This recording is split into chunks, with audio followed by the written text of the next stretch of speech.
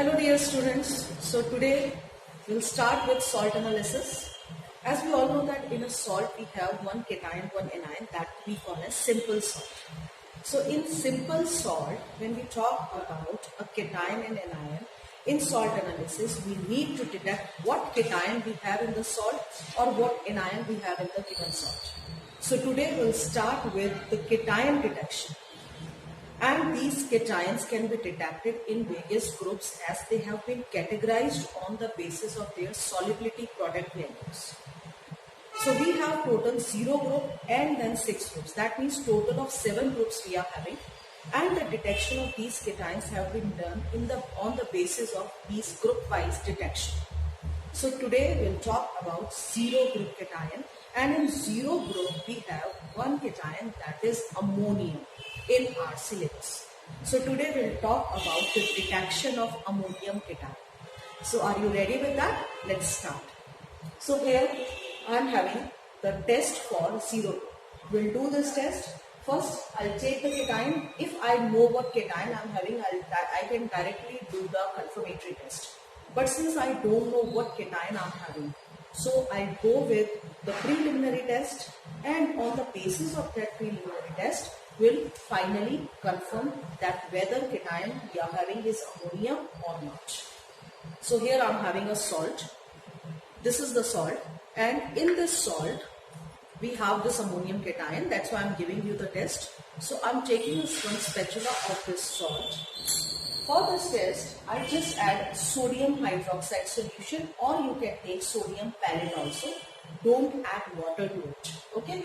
So adding this NaOH, some amount of ammonia gas has been released. So I take this sodium hydroxide solution and I add small amount of sodium hydroxide to it.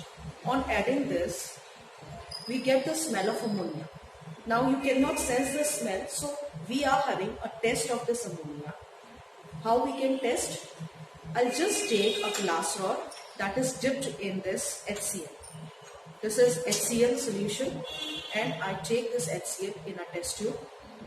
What I do is, I'll just dip this glass rod in this HCl, and then I bring this glass rod to this test tube. And if this ammonia gas has been formed, you can see the white fumes coming. Can you see this white fume? So this white fume has come out. But can you see this? If I dip this glass rod, you can see some fumes, white fumes comes from this glass rod. Can you see this? Is it visible to you?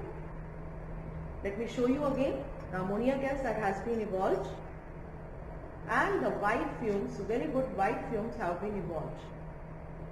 So these white fumes detect that this ammonia react with HCl and it forms NH4Cl. So this NH4Cl gives this white fumes. Now, since you might be you're not able to see these dense white fumes, let us do the confirmatory test. Now for the confirmatory test, for this I'm taking this salt which already has NaOH to it. I add Nessler's reagent, a drop or two of Nessler's reagent to it. On adding Nessler's reagent, you can get this brown color. This brown color forms on adding Nessler's reagent. That confirms the presence of ammonium cation in the given salt. So this is the confirmation. So now you come to know how you have done this ammonium cation. What we have taken? We have taken salt first. Don't add water to it. Don't make OS for 0 group. For ammonium, we don't add water. Then we add NaOH to it. We found that some ammonia gas has been released, and for the detection of the confirmation whether the gas releases ammonia or not, what we have done is we just bring a glass rod that is already dipped in HCl.